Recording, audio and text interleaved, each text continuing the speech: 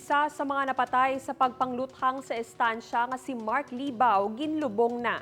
Samtang case conference, ano bala ang resulta? Si Zen Kilantang nakatutok.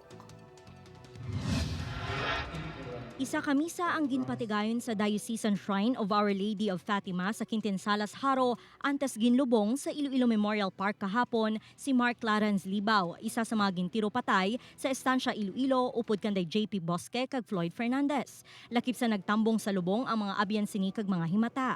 Ginpasalamatan sang iya pamilya ang tanan nga tawo nga nagpakiguunong sa ila kalisod kag padayon nga nagapangamuyo para mahatagan sang hustisya ang kamatayon ni Mark. Wala naman nagpa-interview na ang pamilya Libao apang panawagan nila nga mapadasig ang pagresolba sang kaso agud masanagan ang nagluntad nga krimen. I believe, hindi po tayo titigil at magsasawang lumapit sa ating Panginoon upang idalangin at ihingi ng justice ang kalagayan po ni Mark.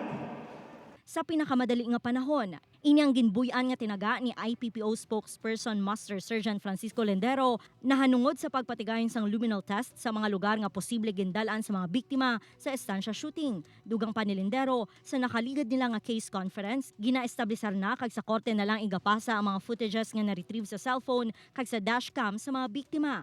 Nice and sa ibang nga tao. So like for example, ining may mga assumption regarding sa presence of another crime scene. So muna dapat is-resolve na siya by identifying ang areas na posible na stop over ining mga biktima. Upod Caramel Porquia, Zen Kilantang, One Western Visayas.